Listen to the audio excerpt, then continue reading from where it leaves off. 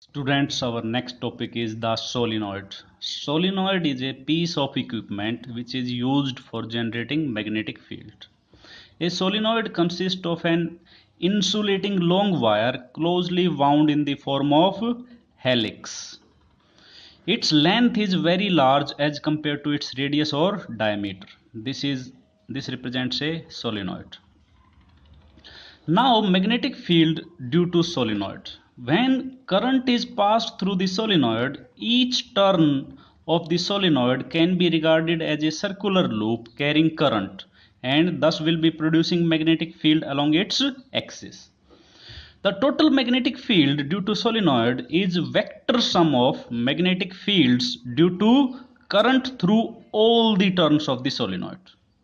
This figure represents magnetic field lines due to a section. Section means a part of the solenoid.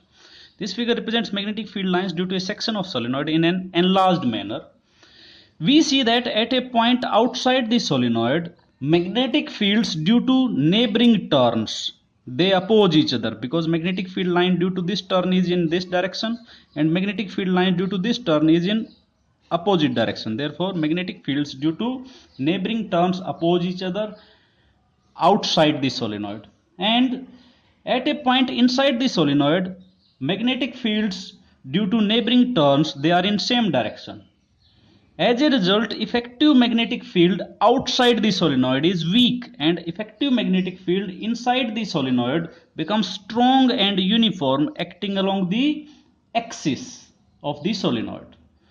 When the solenoid is more and more tightly packed, this means distance between the adjacent loops is decreased, then effective magnetic field due to current through the solenoid becomes zero outside the solenoid and the effective magnetic field inside the solenoid becomes strong and uniform. Let n is the number of turns per unit length of the solenoid and I is the current flowing through the solenoid. Consider a rectangular amperian loop PQRS near the middle of the solenoid. Let PQ is equal to L. Let the magnetic field along the path PQ is B. Now the magnetic field along the path RS is 0 because magnetic field outside the solenoid is 0. As the path QR and SP, they are perpendicular to the axis of the solenoid. Axis is along this path. Therefore, magnetic field components along the path QR and SP is 0. Now, total number of turns in the length L is NL. N is the number of turns per unit length. Total number of turns in the length L will be N into L.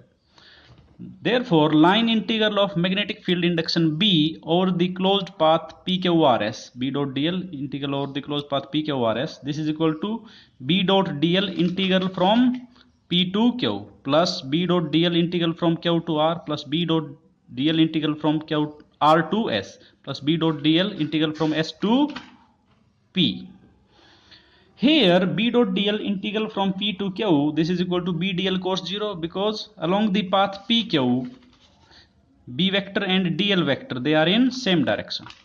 Therefore, this will be B integral of dl from P to Q. This will be B into L because the total length of the path PQ is L. Now B dot dl integral from Q to R, this is equal to B dl cos 90 because angle between B and dl vector along the path QR is 90 degree. Therefore, as cos 90 is 0, therefore this whole become equal to 0. Similarly, B dot dl integral from S to P is also 0. Also, B dot dl integral from R to S, this will be 0 because outside the solenoid magnetic field is 0.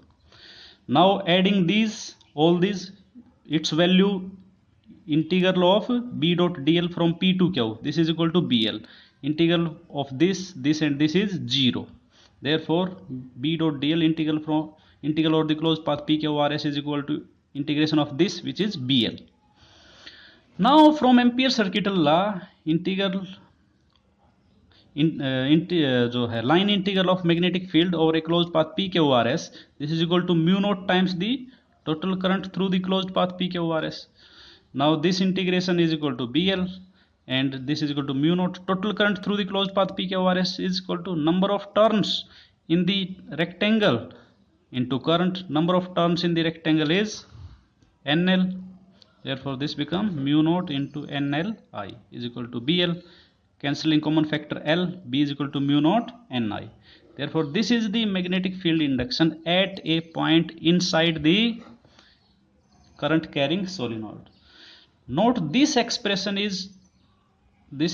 for magnetic field is true for a point inside the solenoid, well inside the solenoid, at a point near the end of the solenoid. If this is solenoid, then near the end of the solenoid magnetic field is found to be mu naught Ni upon 2.